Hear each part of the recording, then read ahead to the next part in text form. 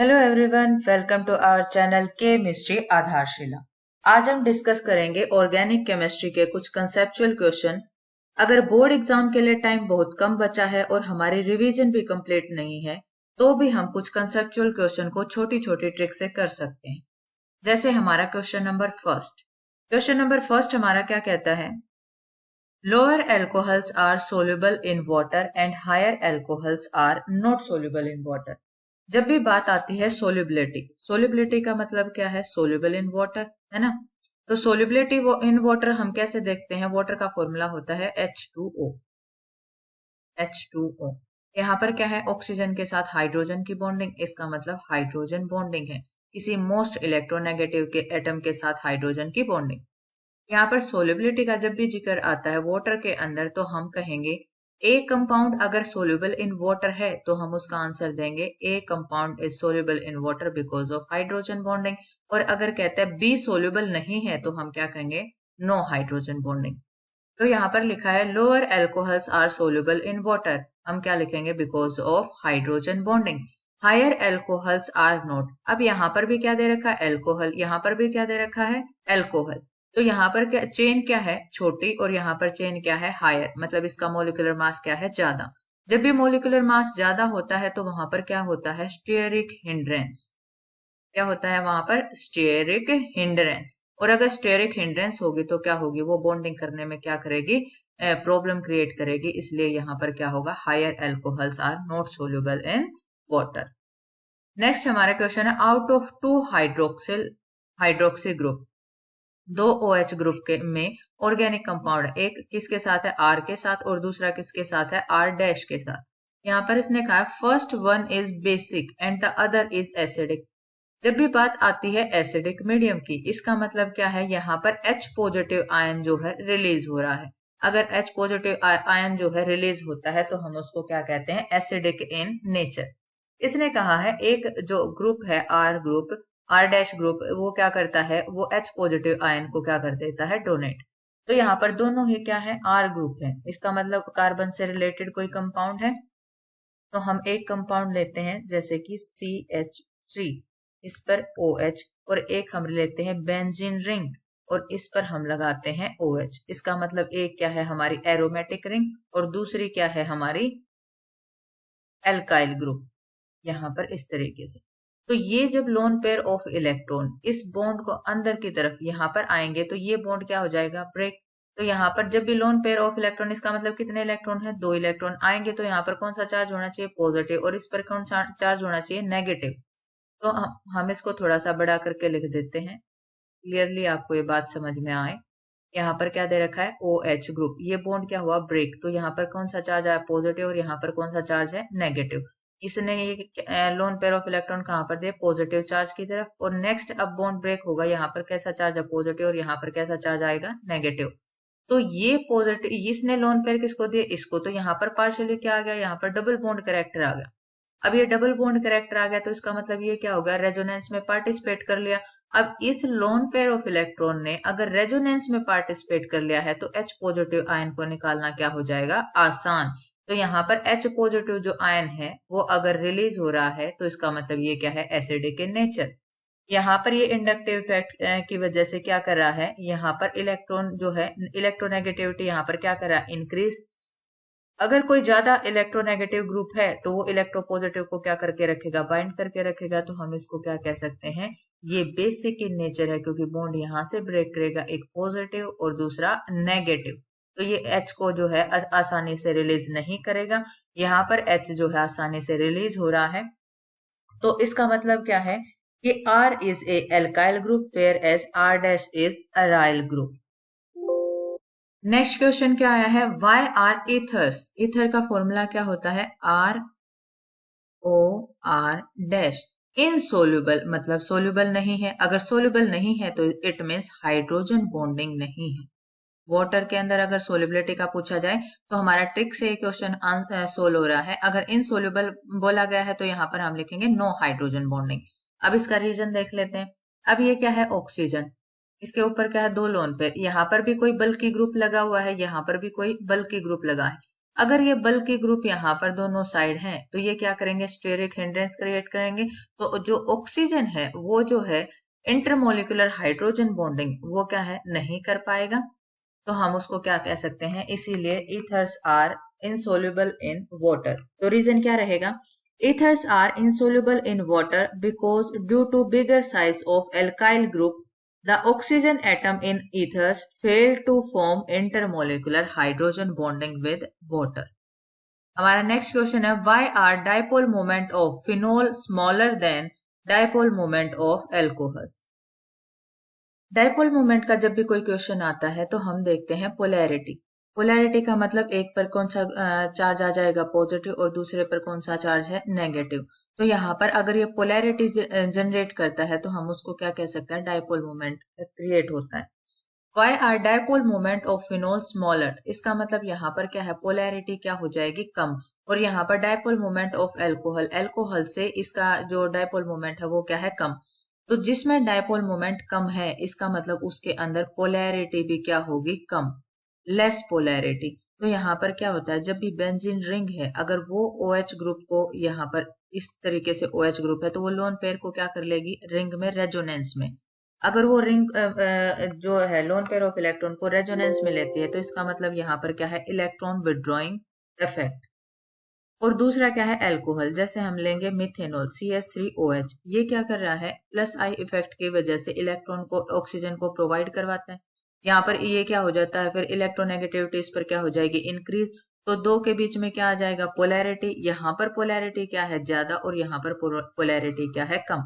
क्योंकि यहाँ पर ये क्या है, इलेक्ट्रॉन, इसको ये पहले ही इलेक्ट्रोनेगेटिव एटम है, इसको और भी इलेक्ट्रॉन यहाँ पर मिल रहे हैं तो इसका मतलब ये मोर इलेक्ट्रोनेगेटिव।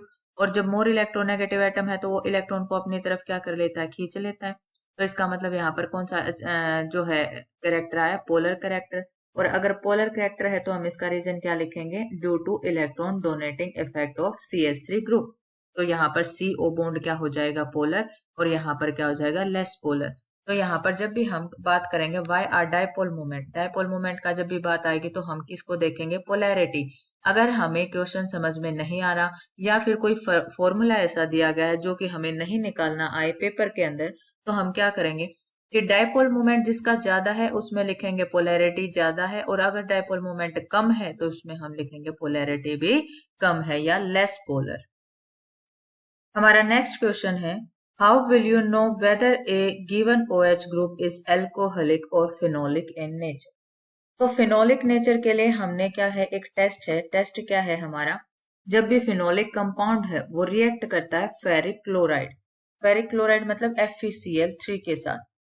अगर वो क्या किसके साथ रिएक्शन करेगा, FeCl3 के साथ, तो एक कलर देता है ब्लू या फिर वॉयलेट।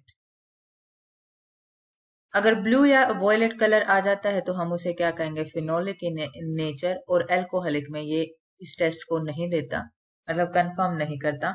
इसका मतलब क्या है कि जब भी अगर फिनोलिक कोई ग्रुप चेक करना है तो हम उसमें क्या करेंगे, FeCl3 डाल देंगे। तो कलर अगर हमारा ब्लू या वॉयलेट आता है तो फिनोलिक ग्रुप है, अगर ब्लू और वॉयलेट कलर नहीं आता है तो इसका मतलब वहां पर फिनोलिक ग्रुप प्रेजेंट नहीं है। What is the order of dehydration of primary, secondary and tertiary alcohols? इस क्वेश्चन के अंदर हमें ऑर्डर ऑफ डिहाइड्रेशन, डिहाइड्रेशन का मतलब क्या होता है, वाटर मॉलिक्यूल को रिलीज करना। अब यहाँ पर क्या पूछा गया है, एल्कोहल। यहाँ पर एल्कोहल को हम कैसे लिखते हैं, ROH। अगर ये किसी पोलर सोलवेंट, पोलर प्रोटिक मतलब क्या है, प्रोटिक सोलवेंट से अगर ये रिएक्ट करेगा, प्रोटिक का मतलब जो प्रोटॉन को रिलीज करता है, H पॉजिटिव को रिलीज करेगा। H पॉजिटिव और OH नेगेटिव आयन मिलकर क्या बना देंगे, वाटर मॉलिक्यूल। अगर यहाँ पर कोई प्रोटिक सोलवेंट से अगर रिएक्शन करके वाटर मॉलिक्यूल को रिलीज करता है तो इसका मतलब क्या है, ये डिहाइड्रेशन को शो करता है। अब इसमें पूछा है प्राइमरी, सेकेंडरी और टर्शरी। जब भी हम किसी R ग्रुप से OH ग्रुप को निकालेंगे तो इसका मतलब यहाँ पर क्या था, नेगेटिव, और यहाँ पर क्या था, पॉजिटिव। इसका मतलब यहाँ पर हमारा क्या बचेगा, कार्बोकैटायन। अगर यहाँ पर हमारा कार्बोकैटायन बचेगा तो इसकी स्टेबिलिटी किस पर डिपेंड करेगी, स्टेबिलिटी ऑफ कार्बोकैटायन। और जहां तक बात स्टेबिलिटी ऑफ कार्बोकैटायन की है तो हम देखेंगे कि जो टर्शरी कार्बोकैटायन है वो क्या है, यहाँ पर इसने इंडक्टिव, यहाँ पर प्लस आई, यहाँ पर इलेक्ट्रॉन डेंसिटी इंक्रीज, तो ये जो पॉजिटिव चार्ज है वो सबसे ज्यादा बैलेंस हो जाएगा, मतलब स्टेबिलिटी गेन करेगा। इसका मतलब हम कह सकते हैं टर्शरी जो है सबसे ज्यादा स्टेबल है, उसके बाद कौन सा ग्रुप है हमारा, सेकेंडरी स्टेबल है, और उसके बाद क्या है हमारा, प्राइमरी ग्रुप जो है स्टेबल है।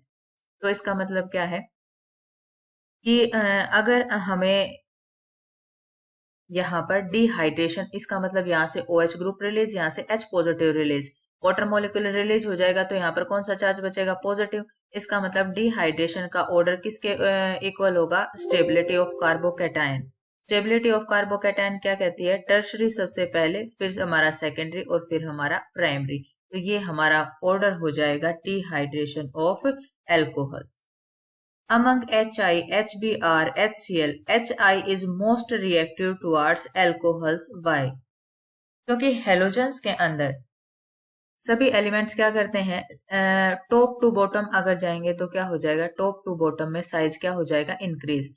तो यहाँ पर अगर क्लोरीन का इतना साइज है तो आयोडीन का इतना साइज हो जाएगा। अब हाइड्रोजन के साथ इसकी बॉन्डिंग है तो बॉन्डिंग क्या हो जाएगी, यहाँ पर इस लार्ज ग्रुप की वजह से ये जो बॉन्डिंग है वो क्या हो जाएगी, वीक हो जाएगी। इसका मतलब इसको आसानी से तोड़ा जा सकता है। अगर इस बॉन्ड को आसानी से तोड़ा जा सकता है तो इसकी बॉन्ड डिसोसिएशन एनर्जी, कौन सी एनर्जी यहाँ पर हम यूज करें, बॉन्ड डिसोसिएशन एनर्जी। तो यहाँ पर जो बॉन्ड डिसोसिएशन एनर्जी है वो क्या होगी, बहुत ही कम, इसीलिए ये क्या हो जाएगा, आसानी से टूट जाएगा। और जो बॉन्ड ब्रेक होगा, फॉर्मेशन करेगा, तो यहाँ पर क्या करेगा, इसका मतलब वो रिएक्टिव क्या हो जाएगा, ज्यादा। तो यहाँ पर HI जो है वो क्या है, सबसे ज्यादा reactive as compare to others. Explain why phenol do not undergo substitution of the OH group like alcohols. Phenols जो है, फिनोल्स कैसे लिखते हैं, बेंजीन रिंग।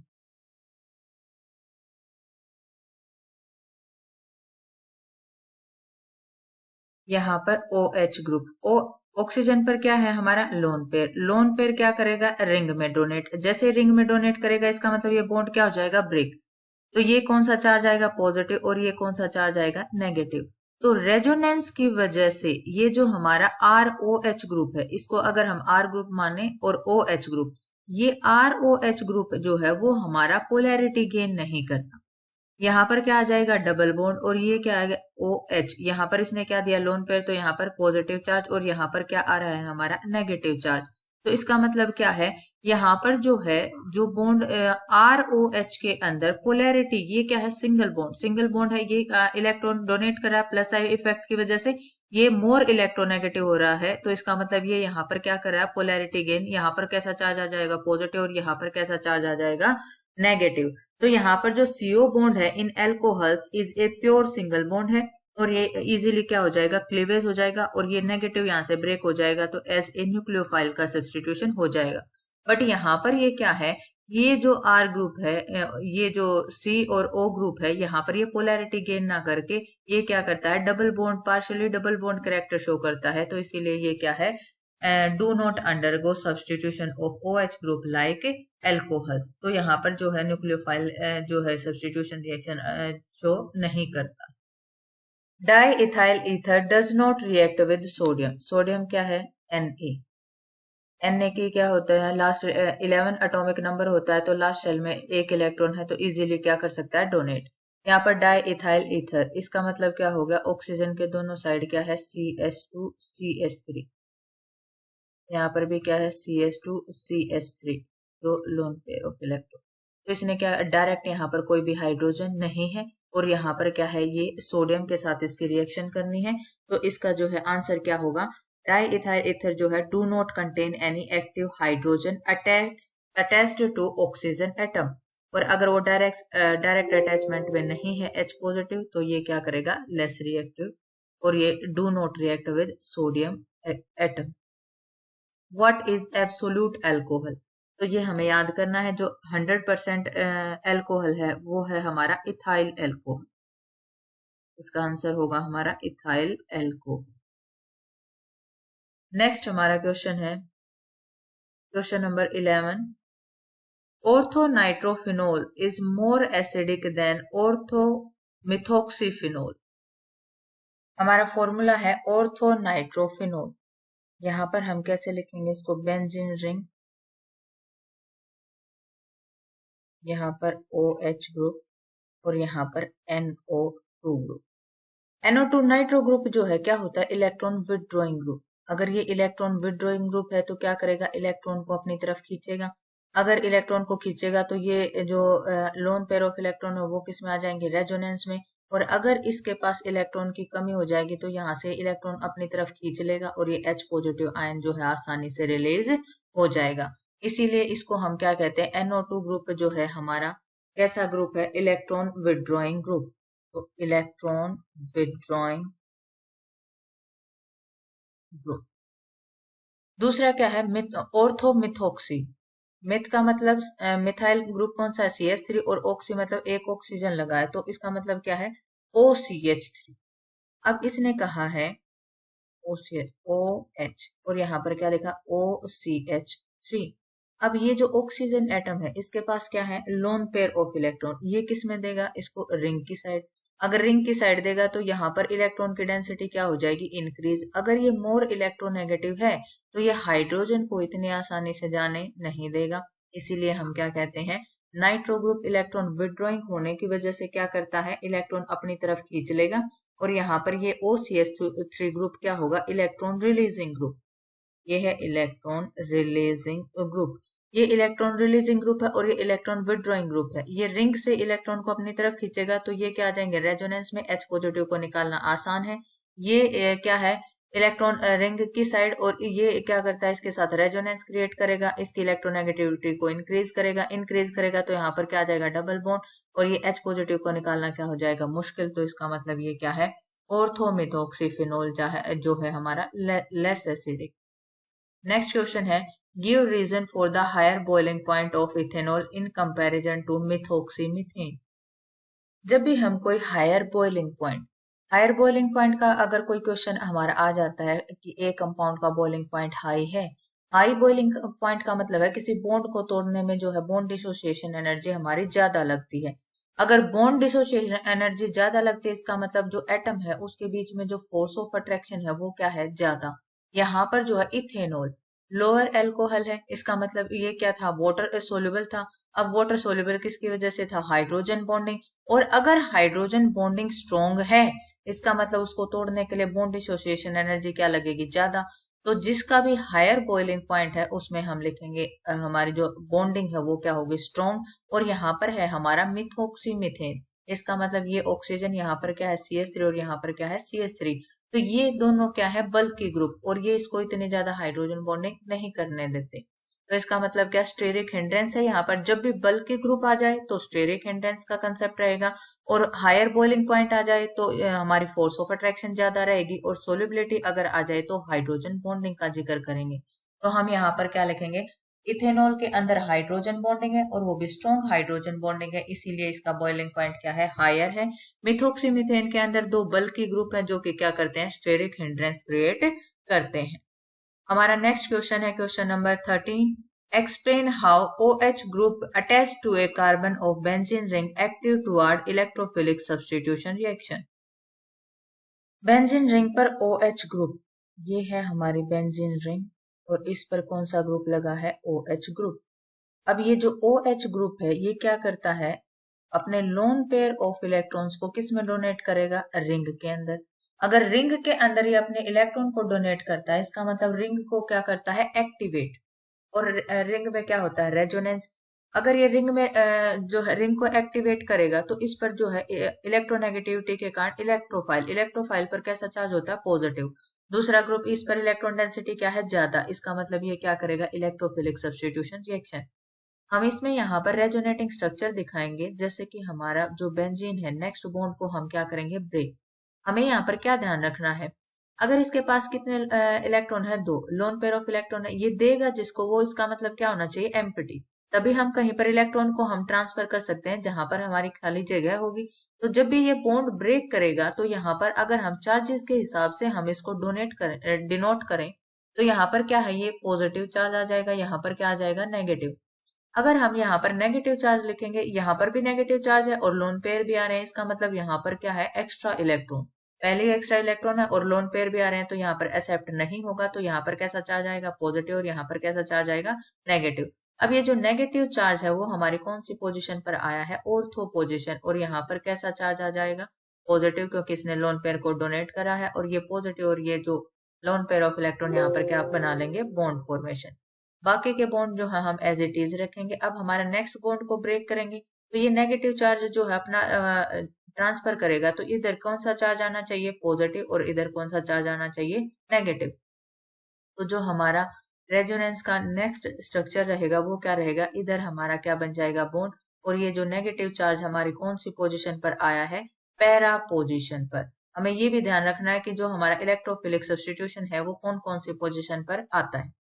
यहाँ पर कौन सा नेगेटिव चार्ज कौन सी पोजीशन पर आया था, ऑर्थो, और यहाँ पर किस पर आया है, पैरा, और ये बॉन्ड क्या है हमारा, एज इट इज। अब ये वाला बॉन्ड ब्रेक करेगा तो यहाँ पर क्या चार्ज है, पॉजिटिव, यहाँ पर क्या आ जाएगा, नेगेटिव। तो हमारा जो नेक्स्ट रेजोनेटिंग स्ट्रक्चर होगा वो कैसा होगा, यहाँ पर बॉन्ड हो जाएगा, यहाँ पर बॉन्ड, यहाँ पर डबल बॉन्ड के साथ ओ एच, और ये क्या है हमारा पॉजिटिव चार्ज। यहाँ पर हमारा कौन सा चार्ज है, नेगेटिव, और अब ये नेगेटिव चार्ज आगे जाएगा, बॉन्ड ब्रेक हो जाएगा, तो यहाँ पर क्या आ जाएगा, पॉजिटिव, और ये क्या आ जाएगा, नेगेटिव। अब ये नेगेटिव क्या करेगा, इस पॉजिटिव को बैलेंस, तो हमारा वापस से क्या बन जाएगा, फिनोल स्ट्रक्चर। वापस से हमारा क्या बन रहा है, ये स्ट्रक्चर, फिनोल स्ट्रक्चर। तो हम यहाँ पर कह सकते हैं कि जब भी ये इलेक्ट्रॉन है, ये lone pair of electron ring को क्या कर रहे हैं, एक्टिव, और रिंग को एक्टिवेट करके इसकी इलेक्ट्रॉन डेंसिटी को क्या कर रहे हैं, इंक्रीज। इसका मतलब इस पर नेगेटिव करेक्टर क्या हो जाएगा, ज्यादा, और जब नेगेटिव करेक्टर ज्यादा तो इस पर हम न्यूक्लियोफाइल का अटैक नहीं कर सकते, क्योंकि सेम चार्जेस क्या करेंगे, रिपेल। तो यहाँ पर क्या करेगा, इलेक्ट्रोफाइल अटैक करेगा। कौन सी पोजिशन, ऑर्थो और पैरा पोजिशन पर इलेक्ट्रॉन डेंसिटी क्या है, सबसे ज्यादा। मेटा पोजिशन पर कौन सा चार्ज आया है, पॉजिटिव चार्ज, यहाँ पर भी और यहाँ पर भी। इसका मतलब मेटा डायरेक्टिंग ये ग्रुप नहीं होते, कौन से डायरेक्टिंग ग्रुप है, ortho and para directing groups. Next है, give two reaction show the acidic behaviour of phenols, compare acidity of phenols with that of ethanol. हमारी फर्स्ट रिएक्शन है फिनोल। अगर हम फिनोल की रिएक्शन करते हैं मेटालिक सोडियम के साथ, ये है हमारा फिनोल। अब यहाँ पर क्या करते हैं, लोन पेयर रिंग को क्या कर देता है, एक्टिवेट, तो यहाँ पर H पॉजिटिव क्या हो जाता है, रिलीज। अगर हम इसके साथ मेटालिक कोई भी मेटल एटम अगर हम डालते हैं तो उसका काम क्या होता है, मेटल और एसिड के साथ रिएक्ट करेगा तो क्या करेगा, हाइड्रोजन गैस को रिलीज कर देगा। अगर ये हाइड्रोजन गैस को यहाँ पर रिलीज कर देगा तो यहाँ पर फॉर्मेशन होगी ONA की, और ये हमारा क्या है, मेन प्रोडक्ट, और हाइड्रोजन गैस क्या हो जाएगी, रिलीज।